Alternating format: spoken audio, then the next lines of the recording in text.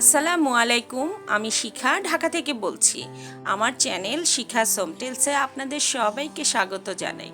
আশা করি আপনারা সবাই ভালো আছেন।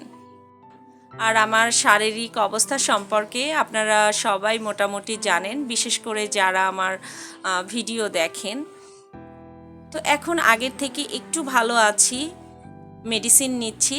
তবে এই মেডিসিনটা ক্ষণস্থায়ী, এটা দীর্ঘদিন নেওয়া যাবে না। যতদিন আমার সার্জারিটা না হচ্ছে ততদিন এই মেডিসিনটা নিতে হবে। আমি সকালে কিচেনে চলে এসেছি নাস্তা বানানোর জন্য। তো এসে কিচেনের কিছু অংশ ক্লিন করে নিলাম। আসলে রেগুলারই এটা ক্লিন করতে হয়, প্রচুর ধুলাবালি আসে। আমার বাসার চারপাশটা ফাঁকা তো, আর এই গরমে তো দরজা জানালা বন্ধ রেখে কাজ করা যায় না বা থাকাও সম্ভব না, যে কারণে প্রচুর ধুলাবালি আসে। আমি অফ ক্যামেরায় রুটিগুলো ভেজে নিয়েছি, আর এখন একটা ডিম পোচ করছি। আর গতকালই সবজি রান্না করে রেখেছি, মিক্সড সবজি। ওটা রুটির সাথে খাওয়া যাবে বা পরোটা বা দুপুরের ভাতের সঙ্গেও খাওয়া যাবে। আমি এখন ভয়েস দিতেও হাঁপিয়ে যাচ্ছি, মনে হচ্ছে আর কথা বলতে ইচ্ছা করছে না। কিন্তু ভয়েস না দিলে তো ভিডিও আপলোড দিতে পারবো না, কারণ আমি তো সাইলেন্ট ব্লগার নই। যেখানে একদিন পরপর ভিডিও আপলোড দিতাম, অসুস্থতার কারণে 2 দিন পরপর ভিডিও আপলোড দেওয়া শুরু করেছি। তারপরেও সেই শিডিউলটাও মেনটেন করতে পারছি না। আজকে যে ভিডিওটা আপলোড দিব, এটা 4 দিন পরে আপলোড দেওয়া হবে। এখন কি করব, শরীর যদি না চলে আমি কোনোভাবেই কাজ করতে পারি না। তো আমি আপলোডটা দিব কিভাবে? বড় মেয়ের জন্মদিন ছিল, সেই জন্মদিনেও কিছু করতে পারি নাই। ওকে শুধু একটা আইটেম মাংস রান্না করে দিয়েছি, আর শুধু পোলাও করে দিয়েছিলাম। তাহলে বোঝেন যে আমার বাচ্চার জন্মদিনটাও আমি ঠিকমতো ওকে যে একটু রান্না বান্না করে খাওয়াবো সেটাও পারিনি। ওই দিন শরীরটা এত খারাপ ছিল যে আমি ওটুকু রান্না করতে পারছিলাম না, আমার কাছে অনেক কঠিন মনে হচ্ছিল। যাই হোক, আল্লাহ আমাকে যেন দ্রুত সুস্থ করে দেয়। আপনারা বেশি করে দোয়া করেন আমার বাচ্চাগুলোকে যেন আমি আগলে রেখে বড় করতে পারি। আর এই তো সবজি দিয়ে আজকের সকালের নাস্তা, রুটি, সবজি আর ডিম পোচ। আমার মেয়েদেরকে খেতে দিয়েছি, আর এটা আমার হাজব্যান্ডের জন্য রেডি করছি। ওদেরকে স্কুলে নিয়ে যেতে হবে। এই অসুস্থ শরীর নিয়ে যতটুকু পারছি একটু একটু করে কাজ করছি। জানি না আমার কাজ আপনাদের কাছে কেমন লাগবে। আমার কাজ বা আমার ভিডিও যদি আপনাদের ভালো লেগে থাকে, প্লিজ একটা লাইক দেবেন এবং আমার চ্যানেলটিকে সাবস্ক্রাইব করে পাশে থাকা বেল বাটনটিকে প্রেস করে দেবেন। তাহলে আমার ভিডিও আপলোড হওয়ার সঙ্গে সঙ্গে আপনাদের কাছে নোটিফিকেশন পৌঁছে যাবে, আর আপনারা আপনাদের সময়, সুযোগ এবং সুবিধা মতো আমার ভিডিওটা দেখে নিতে পারবেন। আর যদি আপনাদের কিছু জানার বা বলার থাকে তাহলে কমেন্ট বক্সে জানিয়ে যাবেন, আমি অবশ্যই আনসার দিব। মেয়েদেরকে স্কুলে দিয়ে এসে একটু একটু করে বাসা গুছানোর কাজ করছি। যেহেতু আমি দ্রুত কাজ করতে পারি না, তো সময় লাগে। ছোট মেয়ের কাছে এখন খুব একটা বসে থাকা হয় না স্কুলে। আমি ওকে দিয়ে এসে বাসায় কিছুটা সময় কাজ করি, তারপর আবার স্কুলে যাই। তবে কিছুটা সময় বসে থাকি, হয়তো আধা ঘন্টা বা 40 মিনিটের মতো বসে থাকি। আগে যেরকম ওর পুরো সময়টা বসে থাকতাম, তো অসুস্থতার পর থেকে আর ওই সময়টা বসে থাকি না, কারণ এতটা সময় যদি ওখানে বসে থাকি বাসায় এসে কাজ করা আমার জন্য অনেক কষ্ট হয়ে যায়। আর সব থেকে বড় কথা, ওখানে একটানা বসে থাকাটাও আমার জন্য অনেক কষ্টকর। কিছুটা সময় আমাকে শুয়ে থাকতে হয়, তখন দেখা যায় ভালো লাগে, যে কারণেই আমি বাসায় চলে আসি। আর এই যে মেয়েদের জন্য কিছু ড্রেস কিনেছিলাম, তো সেগুলোই ওরা বের করেছে, আবার অগোছালো করে রেখেছে ব্যাগে। তো ভাবলাম এগুলো একটু গুছিয়ে নিই। আমার ছোট মেয়েটা খুব স্ট্রেট কাট কথা বলে, আর ওর নিজের জিনিসপত্র সবসময় ও নিজে পছন্দ করে কিনতে ভালোবাসে। তো গতদিন যখন এই ড্রেসগুলো কিনতে যাওয়া হয়েছে, তো শপে গিয়ে ওর জন্য যে ড্রেসগুলো বের করছে সেগুলো ওর একটাও পছন্দ হচ্ছিল না। ওর সঙ্গে সঙ্গে বলে, যেগুলো কি ড্রেস আপনারা বিক্রি করেন, একটা ড্রেসও সুন্দর না, আমি এখান থেকে কোনো ড্রেসই কিনবো না। ওর কথা শুনে আমরা আর কি বলবো, সবাই হাসতে হাসতে তো অস্থির অবস্থা। পরে অবশ্য ওই শপ থেকেই ড্রেস নেওয়া হয়েছে। ওনারা আরও বেশ কিছু ড্রেস বের করে, তো সেখান থেকে ওর ড্রেস পছন্দ করে কিনেছে।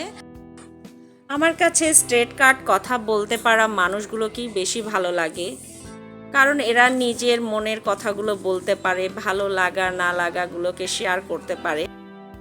কিন্তু যারা স্ট্রেট কাট কথা বলতে পারে না তাদেরকে অনেক সময় দেখা যায় অপ্রিয় জিনিসটাকেও মেনে নিতে হয়।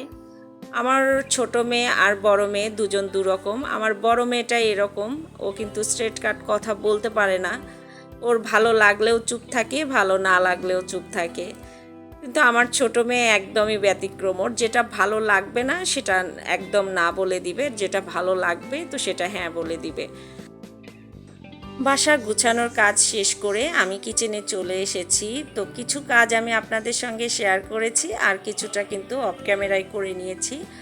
আর এই কাজের ফাঁকে আমার ছোট মেয়েকে স্কুল থেকে নিয়ে এসেছি, আবার বড় মেয়েকেও নিয়ে এসেছি। আজকে ভয়েস দিয়েও স্বস্তি পাচ্ছি না, চারপাশে প্রচুর শব্দ। আমি সবসময় রাতের বেলায় ভয়েস দেওয়ার চেষ্টা করি, তবে আজকে আর হয় নাই। তো আমি দিনের বেলায় ভয়েস দিতে বসেছি, তো চারপাশে প্রচুর শব্দ, চারদিকের অনেক সমস্যা, তার মধ্যে অসুস্থতা। এই হাজারো খারাপ সংবাদের মধ্যেও একটা ছোট্ট ভালো সংবাদ নিয়ে এসেছি। আর সেই ভালো সংবাদটা হলো আমার এই ছোট্ট চ্যানেলটা আপনাদের দোয়ায় মনিটাইজেশন পেয়েছে। আমার যেদিন 1000 সাবস্ক্রাইবার পূর্ণ হয়েছে তার 2 দিন পরই আমার ওয়াচ টাইমটাও পূর্ণ হয়েছে। আমার এই ছোট্ট চ্যানেলটার শুরু থেকেই সাবস্ক্রাইবার এবং ওয়াচ টাইম দুটোই প্রায় পাশাপাশি চলছিল। অনেকের ক্ষেত্রেই এরকম হয় যে সাবস্ক্রাইবার পূর্ণ হয়েছে কিন্তু ওয়াচ টাইমটা পূর্ণ হতে অনেক সময় লাগে। তো আমার ক্ষেত্রে সেটা হয় নাই, দুটোই একই সময়ে পূর্ণ হয়েছে। আর যে মুহূর্তে আমার সাবস্ক্রাইবার এবং ওয়াচ টাইমটা পূর্ণ হয়েছে সঙ্গে সঙ্গেই কিন্তু আমার মনিটাইজেশনের যে বাটনটা সেটাও অন হয়ে গিয়েছিল। তো যাই হোক, আমার খুশির সংবাদটা আপনাদেরকে না দিয়ে থাকতে পারছিলাম না। আসলে এই সংবাদটা আমার জন্য যতটা খুশির ততটা আপনাদের জন্য, বিশেষ করে যারা আমাকে ভালোবাসেন।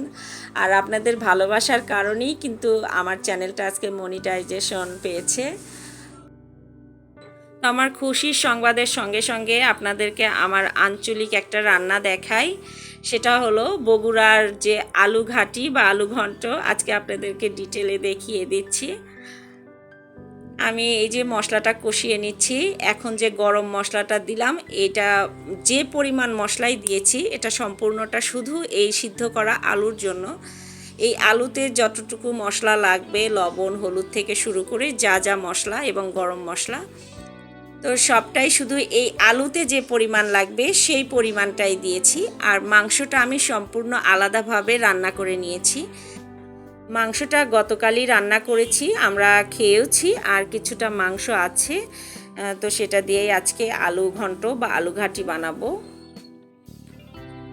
আমি এখানে কিছুটা পানি ফুটে নিচ্ছি, কারণ ফুটনো পানি দিয়ে রান্না করলে রান্নাটা ভালো হয়। আসলে সবসময় যে গরম পানির উপরেই রান্না ভালো নির্ভর করবে তাও না, রান্না জিনিসটা এমন যে কাজ করতে করতেই সময়ের সাথে সাথে মানুষ অনেক কিছুই শিখে যায়। আমি এখন মাংসটা দিয়ে দিচ্ছি। আলুটা আমি খুব অল্প আছে ভালোভাবে এতক্ষণ কষিয়ে নিয়েছি, আর মাংস দিয়ে আরও কিছুক্ষণ অল্প আছে কষিয়ে নেব। মাংসের যে ভুনাটা আছে ওটা ভালোভাবে আলুর সঙ্গে কষালে দেখা যাবে আলুর টেস্ট আরও বেড়ে যাবে। অনেক সময় দেখা যায় একদম গরম পানিটা দিয়ে, মানে ঝোল যেটা দেয়া হয় তারপরে মাংসটা দিয়ে দিলেও হয়, কোনো সমস্যা নেই। তো আমি মাঝে মাঝে এভাবেও করি ওভাবেও করি, যখন যেভাবে হয় সেভাবেই করি। তবে এই আলু ঘাটিটার স্বাদ অনেকটাই নির্ভর করে এই আলু কষানোর উপরে এবং আলুতে যে মশলাগুলো ব্যবহার করা হয় সেগুলোর উপরে। সব কিছুর যদি পারফেক্ট হয় তাহলে অবশ্যই আলু ঘাটিটা খুব সুন্দর হবে। তো আমি গরম পানি দিয়ে দিচ্ছি, এখন হাই হিটে এটাকে রান্না করব। আমি ঢেকে দিয়েছি, তবে মাঝে মাঝে কিন্তু ঢাকনা খুলে এটাকে নেড়ে দিব, না হলে একটানা যদি জাল হতে থাকে তখন আলু নিচে ধরে যাবে। আর আলু যদি নিচে পাতিলে ধরে যায় তাহলে ওই তরকারিটা খেতে কিন্তু খুবই বাজে হবে, একটা বাজে দুর্গন্ধ হবে, ওটার কারণে একদম পুরো খাবারটাই নষ্ট হয়ে যাবে। আমার রান্না কিন্তু হয়ে গিয়েছে, এখন আমি ঢাকনা খুলে আর অল্প কিছুক্ষণ জাল করব যেন তেলটা উপরে উঠে আসে। এই তো হয়ে গেছে, আমি নামিয়ে নিলাম। এখন আমি ডালে ফোড়ন দিব। ডালটা অফ ক্যামেরায় কিন্তু সিদ্ধ করে নিয়েছিলাম। আসলে সব কিছু শেয়ার করা একসঙ্গে সম্ভব হয় না, অনেক সময় লেগে যায়। আর যেহেতু আলু ঘাটিটা আজকে একটু ডিটেলি দেখানোর চেষ্টা করেছি। আমার দুপুরের রান্না কমপ্লিট। আজকে গরুর মাংস দিয়ে আলু ঘাটি, ঢেঁড়স ভাজি আর মসুরের ডাল। আসলে সারাদিনের কাজকর্ম কিন্তু সম্পূর্ণটা আপনাদের সঙ্গে শেয়ার করা হয় না। আমাদেরও ইচ্ছা করে পুরো দিনের কাজটা খুব সুন্দরভাবে আপনাদের সামনে প্রেজেন্ট করি, কিন্তু সেইটা প্রেজেন্ট করতে গেলে ভিডিওটা এত বড় হয়ে যাবে যে আপনারা নিজেরাই বিরক্ত হয়ে যাবেন এত বড় ভিডিও দেখতে, যে কারণেই খুব শর্টকাটে করার চেষ্টা করি। আজকের মতো ভিডিওটা এখানেই শেষ করছি। আপনারা সবাই ভালো থাকবেন, আমার জন্য বেশি বেশি দোয়া করবেন, আমি যেন ভালো ভালো কন্টেন্ট রেডি করে আপনাদের সামনে প্রেজেন্ট করতে পারি। আর নেক্সট ভিডিওতে আবারও কথা হবে ইনশাআল্লাহ। আল্লাহ হাফেজ।